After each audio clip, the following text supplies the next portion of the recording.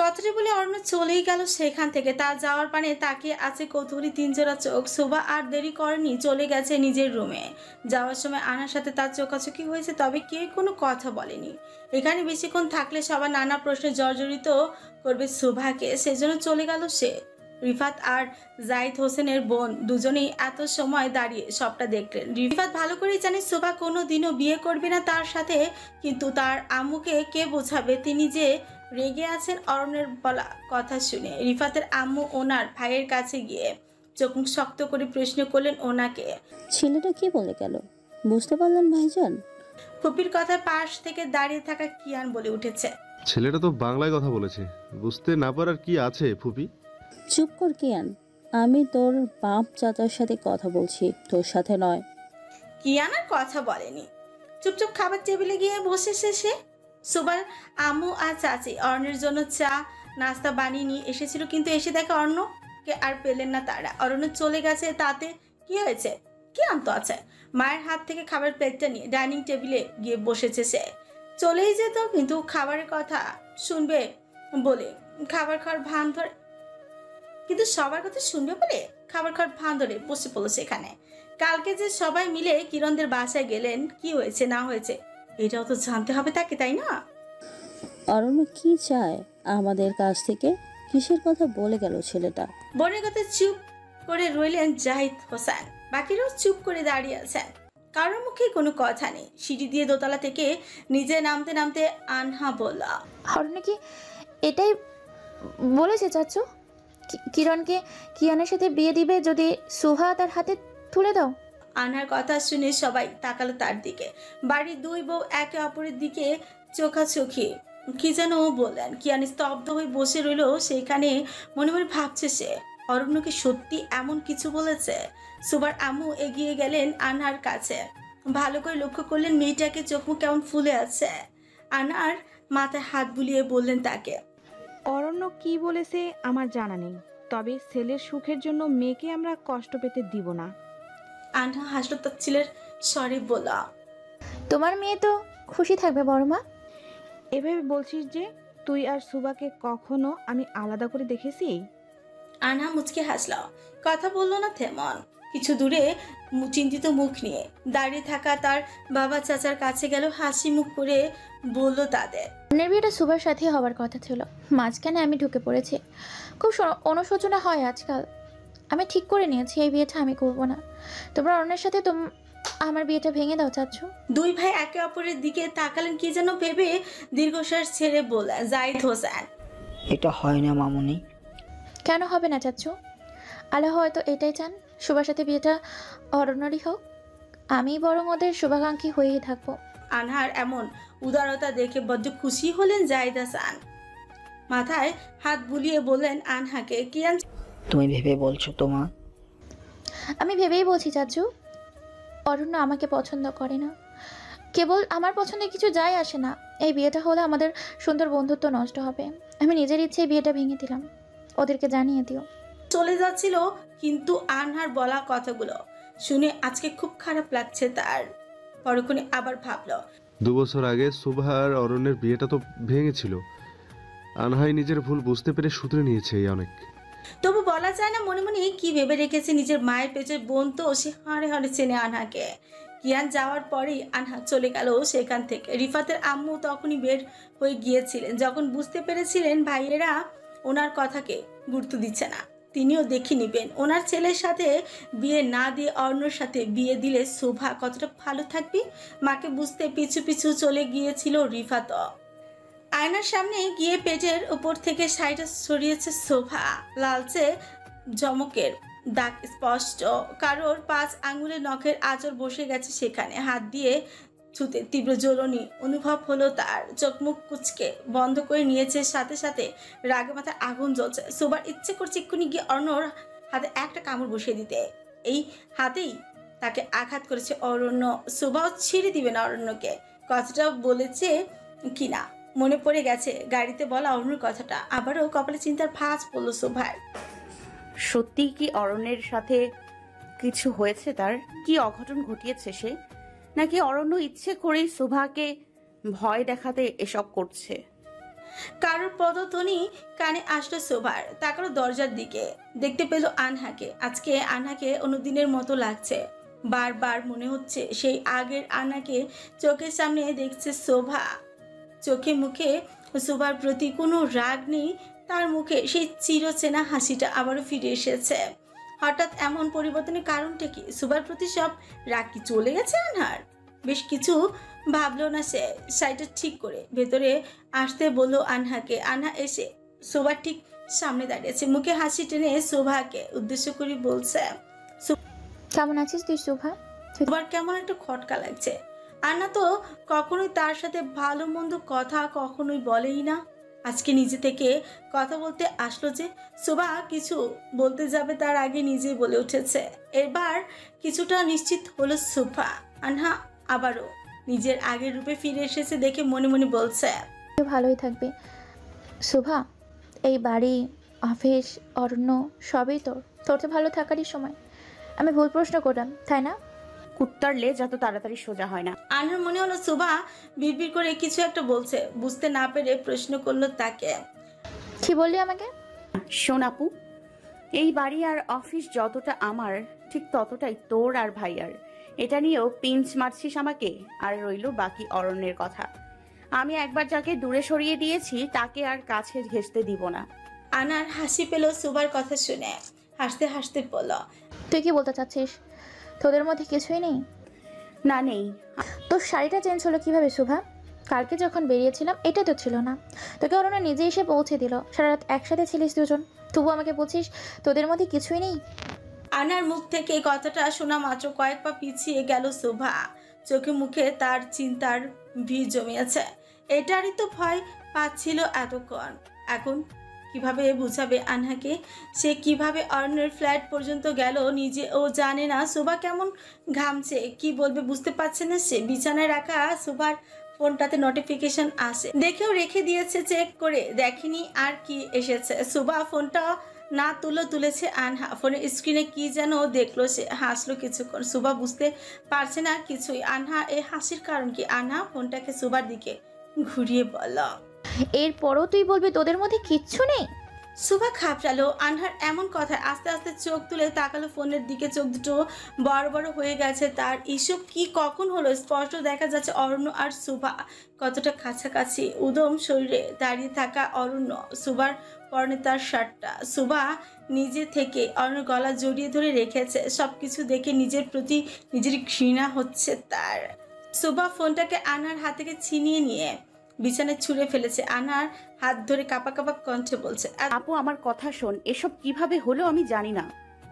এতটুকু বলতে শোভাকে থামিয়ে দিল আনহা। মুখে হাসি টেনে শান্ত কণ্ঠে বলল, তুই শোন শোভা, আমি তোদের মাঝখানে এসে পড়েছিলাম ভুল করে।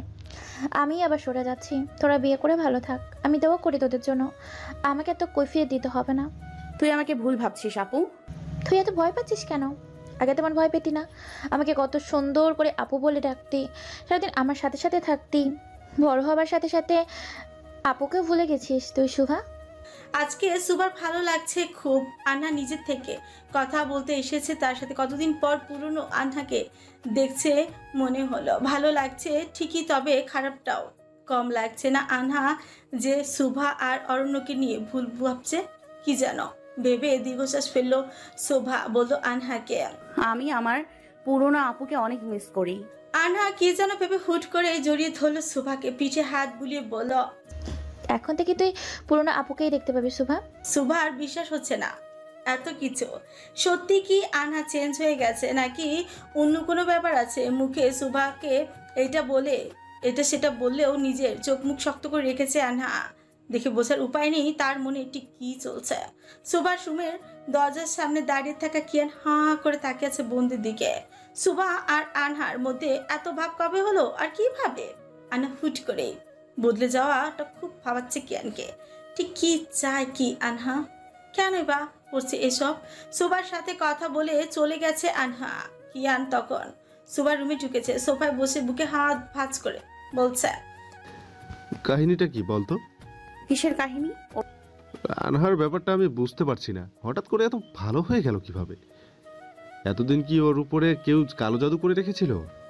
কিয়ানের কথা শুনে হাসলো শোভা। কিয়ান বরাবরই এমন, আনহার সাথে ঝগড়া তার লেগেই থাকতো ছোটবেলায়, এখনো পরিবর্তন হয়নি কিছুই। তবে এই কালো জাদুর কথা শুনে কেমন হাসি পেল শোভার। হঠাৎই মনে পড়লো কাল বাড়ির সবাই কিরণদের বাসায় গিয়েছিল, তারা কি বলে দিয়েছেন জানতে প্রশ্ন করলো কিয়ানকে। ওর কথা রাখো।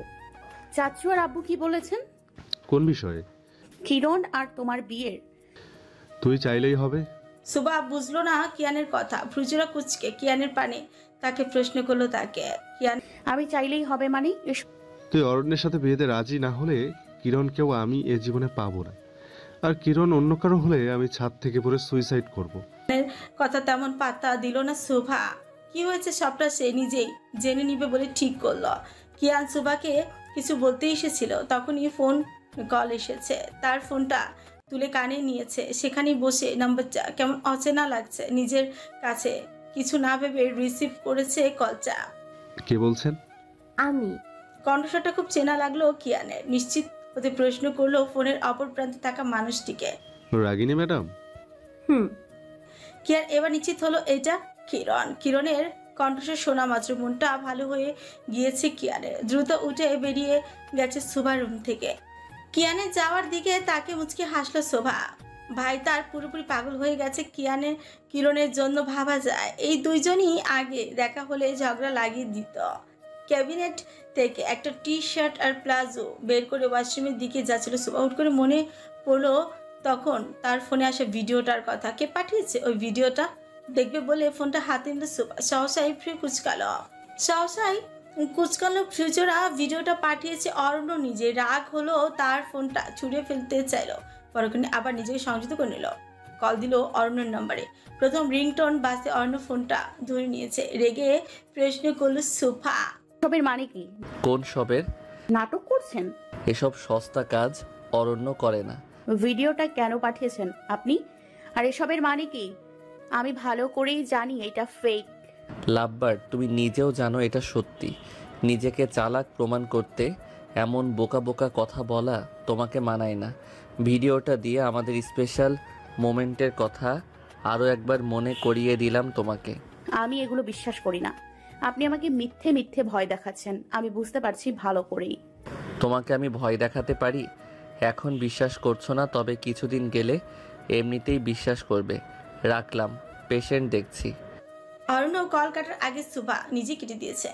মাথাটা ঠান্ডা করতে হবে তাকে, আর নিতে পারছে না এসব ঝামেলা। ওয়াশরুমে গিয়ে ফ্রেশ হয়ে নিচে দ্রুত। আজকে আর কোথাও যাওয়া হবে না, তবে কালকে অফিস থেকে ফেরার সময় রেস্টুরেন্টে সিসিটিভির ফুটেজ দেখে আসবে অবশ্যই। নিজের ওপরই এখন সন্দেহ হচ্ছে তার। ভুলভাল কিছু তো খেলো না, তাহলে এত বড় আকাম করে বসলো কিভাবে সে? মাথায় দুহাত চেপে বসে আছে অরণ্য। নিজের উপরে নিজের রাগ হচ্ছে এখন। যে কিরণের সাথে কোনোদিনও ধমক দিয়ে কথা বলে, আজকে তাকে চর মারতে যাচ্ছিল। কিরণ রাগ করেছে জানে অরণ্য, তবুও বোনের রাগ ভাঙাতে যায়নি সে। অরণ্যকে দেখে বোঝার উপায় নেই তার মন মস্তিষ্কে কি চলছে। অন্ধকার রুমে টি টেবিলটার উপরে পা তুলে একাই বসে আছে অরণ্য। সময় প্রায় রাত 8টার কাছাকাছি। শোভাকে ড্রপ করে দিয়ে বাসায় এসেছিল, বাট তবে বেশি সময়ের জন্য নয়। মায়ের কাছে বানানো পায়েস আর বাবার থেকে কিছু বকাঝকা শুনে চলে গিয়েছিল হসপিটালে। এসেছে কিছুক্ষণ হলো। কিরণকে তখন গেটের কাছে দেখতে পেয়েছিল কারোর সাথে দাঁড়িয়ে দাঁড়িয়ে কথা বলছিল কিরণ। দেখেই মাথার রাগ চড়ে গিয়েছিল অরণ্যের। সে গাড়ি থেকে নামতে নামতে দাঁড়িয়ে থাকা সেই বাইকটা নিয়ে তাদের বাড়ির সীমানা পেরিয়ে অনেকটা দূরে চলে গিয়েছিল ছেলেটা। হেলমেট পরা থাকলেও অরণ্য বুঝতে সমস্যা হয়নি এটা কিয়ানের সাহস দেখে অবাক হচ্ছে অরণ্য। কিয়ানের সাথে ওর সম্পর্ক এত দূর চলে গেছে যে মানা করার পরও সবাইকে লুকিয়ে দেখা করে যাচ্ছে বারবার। অরণ্য ড্রয়িং রুমে এসেছে ততক্ষণে কিরণ নিজের রুমে চলেই যাচ্ছিল। কারো গম্ভীর কণ্ঠস্বর শুনে থমকে গেল তার পাজোড়া। ভয়ে ভয়ে তাকালো সেই দিকে। অরণ্যকে দাঁড়িয়ে থাকতে দেখলো, তখনই চোখ মুখ দেখে ভালোই বোঝা যাচ্ছে কোনো কারণে খুব রেগে আছে অরণ্য। কিরণ আমতা আমতা করে বলল, কি হয়েছে ভাইয়া, এভাবে ডাকলে যে? গেটের সামনে দাঁড়িয়ে কার সাথে কথা বলছিলি তুই? কিরণ ভয় পাচ্ছিল এইটারই কথা কাটানোর জন্য। ভয় উত্তর দিল ভাইয়ের কথার। তুমি ভুল দেখেছো ভাইয়া, আমি তো গার্ডেনে গিয়েছিলাম। রাত 8টায় তুই গার্ডেনে গিয়েছিলি কি করতে? ভালো লাগছিল না তাই হাঁটতে গিয়েছিলাম। তোতলাচ্ছিস কেন? মিথ্যে বলছিস বলে?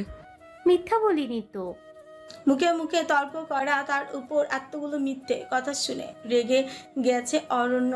ধমকের স্বরে উঠে বলেছে কিরণকে, কিরণ, আর একটা মিথ্যা কথা বললে থাপ্পড় মেরে দাঁত সব কয়টা ফেলে দিব। ভাইয়ের এত বড় ধমক খেয়ে কেঁপে উঠেছে কিরণ। কয়েক পা পিছিয়ে গিয়েছে সে। তারও রাগ কম হচ্ছে না। ভাই তো তার কোনো কালে এতটা কঠোর ছিল না। নাকি কিরণ ভুল ভাবছে? বাকিদের জন্য অরণ্যের এত ভালোবাসা আর কিরণের সাথে এমন ব্যবহারের মানে কি? রেগে বলেছে কিরণ নিজেও।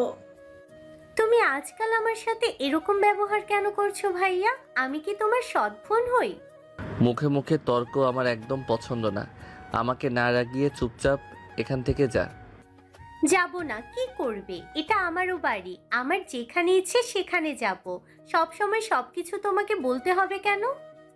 অরণ্যের ধৈর্যের বাঁধ ভেঙে গেছে। প্রচন্ড রাগ নিজের হাত তুলেছে কিরণের গালে চড় দিতে। কি যেন ভেবে থেমে গেছে অরণ্য। রান্নাঘর থেকে অরণ্যের আম্মু মিসেস জাহানারা সুলতানা দৌড়ে এসেছেন ছেলে মেয়ের চিৎকার চেঁচামেচি শুনে।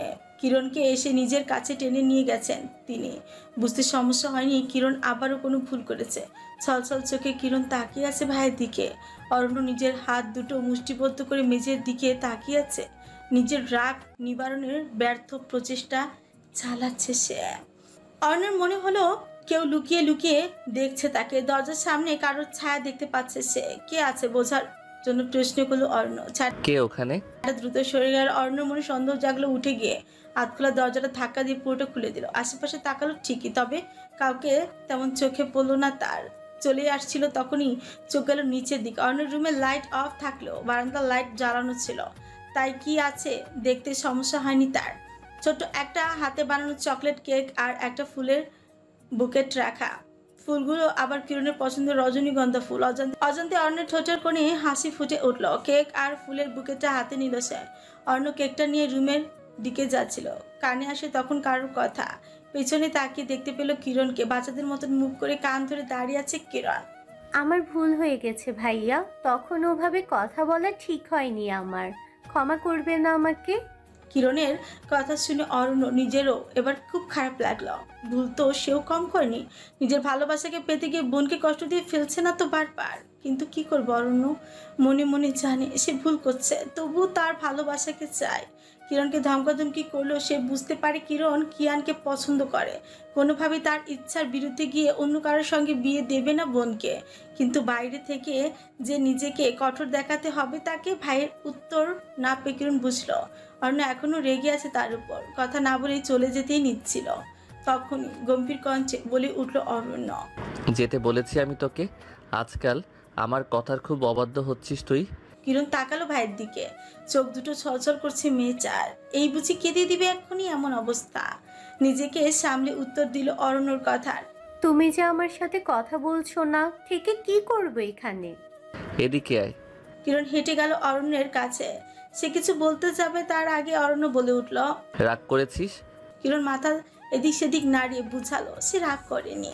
অরণ্য জানে কিরণের মনের কথা, তবুও চুপ রইল আপাতত। কথা বাড়াবে না আর। অরণ্য কিরণের আনা কেকটা কেটে তাকে খাইয়ে দিল। কিরণও এক টুকরো কেক হাতে তুলে নিয়েছে। ভাইয়ের মুখের সামনে ধরে মুখে হাসি নিয়ে বলছে তাকে, শুভ জন্মদিন ভাইয়া। ধন্যবাদ, গিয়ে ঘুমিয়ে পড়। অর্ণর কথায় মাথা নাড়িয়ে চলে যাচ্ছিল কিরণ। আবারও অর্ণ ডেকে উঠে তাকে। কিরণ তাকায় পেছনে ফিরে। অর্ণ হেঁটে গিয়ে ড্রয়ার থেকে কিরণের ফোনটা বের করে তার দিকে বাড়িয়ে দেয়। কিরণ অবাক হলো বটে, এত তাড়াতাড়ি অর্ণ ফোনটা দিয়ে দিচ্ছে তাকে। কিরণ প্রথম চুপ থাকলেও অর্ণ রাগ করবে তাই বলল, রেখে দাও ভাইয়া, আমার আর এটা লাগবে না। লাগবে কেন? আম্মুর ফোন তো লুকিয়ে লুকিয়ে ঠিকই চালাস। কিরণ কথা না বাড়িয়ে ছোট্ট করে অরণ্যের থেকে ফোনটা নিয়ে বেরিয়ে গেছে রুম থেকে। যেতে যেতে বিড়বিড় করে বলছে, হ্যাঁ, নিজের বেলায় 16 আনা, আমার বেলায় 4 আনা কেন?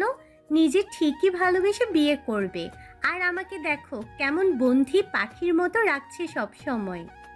আজকে সুভাকে নিতে সাব্বির এসেছে। কিয়ান বাসা নিয়ে ড্রাইভার ছুটিতে গেছে। এদিকে নিজেও ড্রাইভ করতে ইচ্ছে করছে না। ভেবেছিল আজকে অফিস যাবেই না। এমনিতেও সুভা চাচু সামনে নিচ্ছে সবটা। সাব্বির নিতে আসায় সুভা যাচ্ছে, নইলে আজকে আর যাওয়া হতো না। অফিস যাওয়ার পথে সেই রেস্টুরেন্টের চোখে পড়লো। সুভা গাড়ি থামাতে বলল সাব্বিরকে। সাব্বির সুবার কথা শুনে গাড়িটা থামালো। সুবার কথা মতো তার সাথে রেস্টুরেন্টের ভিতরে চলে গেল। ম্যানেজারের কাছে সাথে কথা বলে সেদিনে সিসি ক্যামেরা ফুটেজ দেখতে চাইলো। চেনা জানা থাকায় প্রথমবার বলতে ম্যানেজার রাজি হয়ে গেল সুবাদের ফুটেজ দেখাতে। মনিটরের ভিডিওটা দেখে সাব্বির হা করে একবার তাকাচ্ছে সুবার দিকে, তো আরেকবার তাকাচ্ছে ভিডিওটার দিকে। স্পষ্ট দেখাচ্ছে যে সুবা নিজে থেকে অরণ্যের কাছে গিয়েছে, তাকে জড়িয়ে ধরেছে। অরণ্য দূরে সরিয়ে দিতে চাইলো, সুবা সেটা হতে দেয়নি। সবটা দেখে নিজে বোকা বনে গেছে শোভা। সাব্বিরের দিকে চোখ যেতে দেখলো বিটিবিটি হাসছে সাব্বির। কেমন যেন লাগলো শোভার। কেন এসেছিল এখানে? এখন তো নিজের উপরেই নিজে বিরক্ত হচ্ছে সে। সাব্বির আর শোভার চোখাচোখি হতে বলে উঠেছে শোভা। কি হয়েছে সাব্বির ভাই? না না, কিছুই হয়নি। সাব্বির আর কিছু বললো না। শোভা চলে গেল। সেখান থেকে পিছু পিছু গিয়েছে সাব্বির নিজেও। অপারেশন থিয়েটার থেকে বেরিয়ে হালকা দীর্ঘশ্বাস ফেলল অরণ্য। হাতের গ্লাভস জোড়া খুলে ধীরে ধীরে ডাস্টবিনে ফেলল। সেদিকে না তাকিয়ে পাশে থাকা নার্সের হাতে নার্সিং ট্রলিটা রাখা স্যানিটাইজারটা ব্যবহার করলো সে। ক্লান্ত চোখে একবার ঘড়ির দিকে তাকালো। বিকেল 5:25। মনে পড়লো তখনই আজকে অরণ্য তার আব্বুর যাওয়ার কথা সুহাদের বাসায় ইনভাইট করেছেন জাহিদ হোসেন নিয়ে যায়। কিন্তু এখন হসপিটালে আরও কাজ বাকি। অরণ্যের সোজা হাঁটতে শুরু করলো ওয়ার্ডের দিকে। প্রতিমধ্যে নার্সদের সাথে দেখা হয়ে গেল। সবাই তাকে সালাম করলো। অরণ্য হেসে উত্তর দিল তাদের সালামের। দুই পাশে তার মিহি আর আদ্রিস। তারাও কম ক্লান্ত নয়। মিহির যদি টুকটাক কাজ, এখনো বড় কোনো অপারেশন হাতে দেয়নি সে। অরণ্য আর মিহি প্রতিটি বেডের কাছে গিয়ে নিজ হাতে রোগীদের খোঁজ খবর নিল। কারো চালান ঠিক করে দিল, কারো রিপোর্ট দেখে আবারও লিখে দিল নতুন প্রেসক্রিপশন। অরণ্যকে দেখে রোগীদের চোখে মুখে ফুটে উঠেছে আলাদা এক প্রশান্তি। শরীরে অসুখ নিয়েও সকলে হেসে হেসে কথা বলছে অরণ্যের সাথে। মিহি অবাক হচ্ছে। সবটা দেখে ভাবা যায় ডক্টর অরণ্যকে কতটা পছন্দ করে রোগীরা। পরক্ষণে আবারও ভাবছে অরণ্য মানুষটাই তো এমন, সে সবাইকে নিজের সবটুকু দিয়ে মন উজাড় করে ভালোবাসতে জানে। সকলে চোখে মুখে প্রশান্তির ছোঁয়া আর অগাধ বিশ্বাসে। মিহি বুঝতে পারছে সকলের মনের কথা। সবাই যে এটাই বলছে মনে মনে। ডাক্তার অরণ্য এসেছেন, সব ঠিক হয়ে যাবে এখন। মুচকি হাসলো মিহি। অরণ্যের কাঁধে আলতো করে ধাক্কা দিয়ে মনে করিয়ে দিল তাকে। তোর না আজকে কনে দেখতে যাওয়ার কথা? হ্যাঁ, তুইও চল। কনেকে আজকে রাজি করাতে না পারলে আমি তুলে আনবো। তুই হলি আমার প্রধান ক্রাইম পার্টনার, সাথে থাকা চাই। তা তো অবশ্যই, আমি রেডি, চল তাড়াতাড়ি। অরণ্য আর মিহি সবাইকে বিদায় জানিয়ে চলে যাচ্ছিল। অরণ্য খেয়াল করলো আদৃশ ভেতরে না এসে দাঁড়িয়ে আছে বাইরে। গিয়ে দেখলো আদৃশ ফোনে কথা বলছে কারোর সাথে। অরণ্যকে কাঁধে হাত রাখে আদৃশের দ্রুত কলটা কেটে আদৃশ ঘুরে তাকায় অরণ্যর পানে। অরণ্য আদৃশকে ভরকে দিবে বলে ভ্রুজরা কুচকে বলে, তুই কি ভেবেছিস আমি কিছুই জানি না? নিজের কাজে সফল হলো অরণ্য। আদৃশ ভয়ার্থ কঞ্চে বলে উঠল, কি জানিস তুই? সব কিছু। আদৃশের মনে হলো সেদিন আনার সাথে তাল মিলিয়ে সুভাকে বলা তার ব্যাপারে মিথ্যে কথাগুলো সম্পর্কে জেনে গেছে অরণ্য।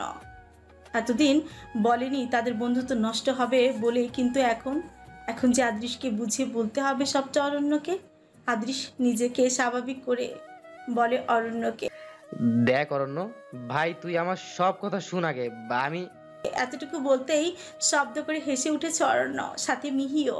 আদৃশ বোকার মতন তাকিয়ে রইল তার বন্ধুদের দিকে। ওরা এভাবে হাসছে কেন বুঝতে পারছে না। বিদায় প্রশ্ন করলো অরণ্যদের। মিহি, তোরা পাগলের মতো হাসছিস কেন? হাসি কারণ তুই এখনো আগের মতো ভোলা ভালা মদনী আছিস। কথার উত্তরে রেগে বলল আদৃশ। মিহি, দিন দিন তুই অরণ্যের মতো হয়ে যাচ্ছিস। অরণ্য হাসি থামে চোখ মুখ শক্ত করে বলল, আমার মতো হলেই ওর জীবনে উন্নতি হবে। তোর মতো হতে গেলে ভবিষ্যতে লালবাতি জ্বলবে। কথা না বলে আইতো, আমার হোনেওয়ালা বাচ্চার মা অপেক্ষা করছে আমার জন্য। অরণ্য বেরিয়ে গেল। পিছু পিছু গিয়েছে আদৃশ আর মিহিও। অরণ্য এসে তার গাড়ির কাছে দাঁড়িয়েছে। ড্রাইভিং সিটে বসে থাকা আকাশ বেঘরে ঘুমাচ্ছে। অরণ্য আকাশের কানের কাছে গিয়ে চিৎকার দিয়ে বলে উঠেছে, ঝাক্কাসের বাপ, তাড়াতাড়ি ওঠ, তোর বউ নতুন ড্রাইভার কাশেমের সাথে পালিয়েছে। আকাশ ভয় লাফিয়ে উঠলো অরণ্যর থেকেও আরো জোরে চিৎকার দিয়ে বলে উঠেছে, ভূত ভূত ভূত, কেউ বাঁচাও আমাকে। অরণ্য সরে গিয়েছে। চোখ মুখ কুচকে কানে হাত চেপে আকাশের দিকে তাকিয়ে বলছে, হতচ্ছাড়া, আমার কানের পোকা সব বেরিয়ে গেছে। আরো জোরে চিৎকার দিতে পারলি না? আকাশের বুঝতে বাকি নেই, তার কানের কাছে গিয়ে ঝোল বাজিয়েছে অরণ্যই। আকাশ ভালো করে এদিক সেদিক তাকিয়ে পরে আবারও অরণ্যের দিকে তাকিয়ে ভয় ভয় উত্তর দিল, আপনি তো আমার থেকে জোরে চিৎকার দিলেন স্যার। কি এত বড় সাহস? আমার ভুল ধরছিস তুই? না না, আপনি যা করছেন বেশ করেছেন, আপনি তো কোনো ভুল করতেই পারেন না। এই তো ভালো ছেলের মতো কথা, দোয়া করে দিলাম বছর না ঘুরতে আরেকটা বাচ্চার বাবা হবি তুই। আকাশ মুখে একটা ক্যাবলা মার্কা হাসি টেনে উত্তর দিল অরণ্যর কথা। আর আকাশ কোনো কথা বললো না, আর চুপচাপ বসে রইল সে। আদৃশ আর মিহি বসেছে পেছনের সিটে, অরণ্য বসেছে ড্রাইভিং সিটে আকাশের পাশে। এখন অরণ্যদের বাসায় যাবে সবাই, পরে শোভাদের বাড়িতে। ফোনটা এত সময় অফিস ছিল, অন করতেই বাবার অনেকগুলো কল পেয়েছে অরণ্য। ওনাকে বুঝিয়ে বলেছে চলে যেতে, ফ্রি হলে সেও চলে আসছে। শোভা বসে আছে নিজের রুমে, মা চাচি বোনের কাজগুলো দেখে যাচ্ছে শুধু সে। সবাই মিলে আজকে তার রুমে হাজির হয়েছে। অফিসের পেন্ডিং কাজগুলো ফেলে রেখে ছুটে এসেছে কিয়ানের ফোন পে। এমনভাবে বলেছে বাসা আসতে মনে হয়েছে বাড়িতে কোনো অঘটন ঘটে গেছে আবারও। কিন্তু আসার পর থেকে সেই যে শোভার রুমে এসে তার আম্মু আর চাচি বসে আছেন শাড়ি চুড়ি হাতে নিয়ে, আর যাওয়ার নাম নেই ওনাদের। বারবার শোভাকে বলছেন বাসে মেহমান আসবেন, সেজগুজে তৈরি হতে। শোভা বুঝলো না মেহমান আসার সাথে তার সাজগোজের সম্পর্ক কি। আগে তো শোভার আম্মু আর চাচি ছিলেন, এখন আবার এসেছে আনহা। এক প্রকার জোর করে রেডি করছে শোভাকে।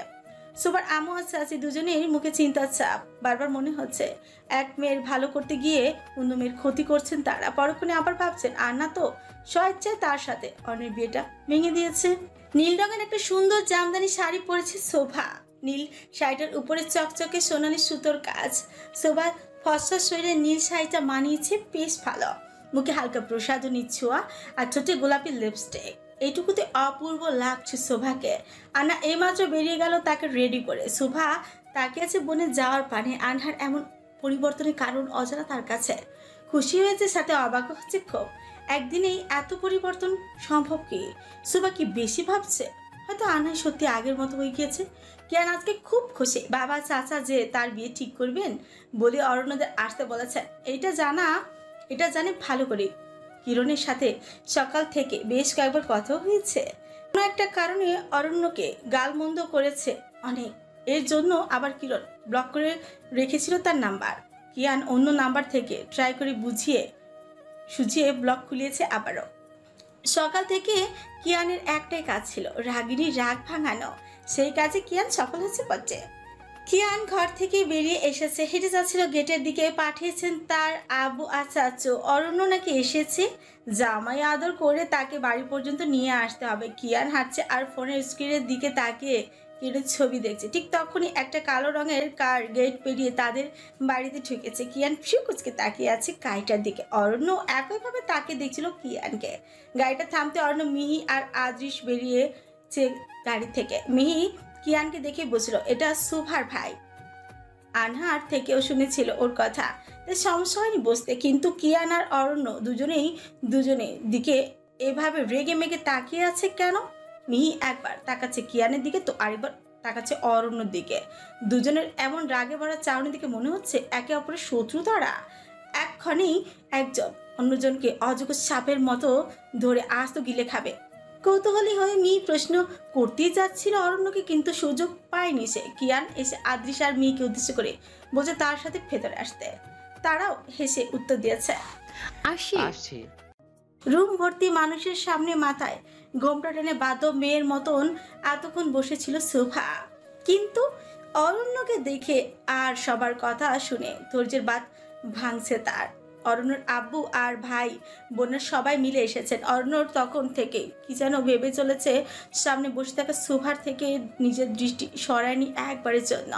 এদিকে সবার কথাবার্তা বিরক্ত হচ্ছে শোভা। তার শুরুতেই কেমন একটা খটকে লেগেছিল। কিয়ানের সাথে কিরণের বিয়ের কথা হবে, সবাই এভাবে ধরে বেঁধে তাকে কেন নিয়ে আসলো? অরণ্য আসার পর যখন কিরণের বিয়ের কথা বাদ দিয়ে অরণ্যর সাথে তার বিয়ের কথা হচ্ছিল, অবাকের চূড়ান্ত সীমায় পৌঁছালো তখন সে।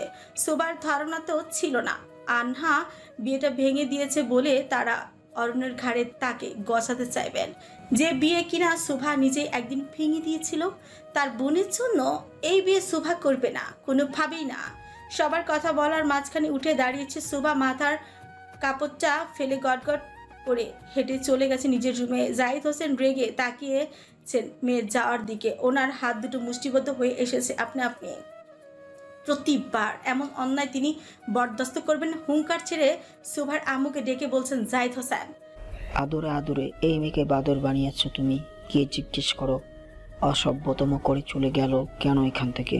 সেলিনা বেগম সহ বাকিরাও ভয় পেয়ে গেছেন ওনার এমন চিৎকারে। কিয়ান দ্রুত দাঁড়িয়ে বলছে, চাচ্চু, ওর মাথা ব্যথা করছিল সকাল থেকে, বেড়েছে হয়তো, এজন্য এমন করছে। আমি দেখছি, আপনারা সবাই কথা বলুন। কিয়ান আর দাঁড়ানি। সুভার রুমের দিকে পা বাড়িয়েছে সে। অরণ্য পায়ের উপর পা তুলে দুহাত বুকে ভাঁজ করে কাছে বসে আছে। ছোট করে রহস্য ভরা হাসি থাকলো তার চোখে। তার ক্রোধ। সুভা যাওয়ার দিকে তাকিয়ে বিড়বিড় করে বলছে, Aranya, you did it again, the same mistake. বারবার ক্ষমা করা অরণ্যের ডিকশনারিতে নেই। লাভবার্ড, তুমি না চাইলেও এই বিয়েটা হবে।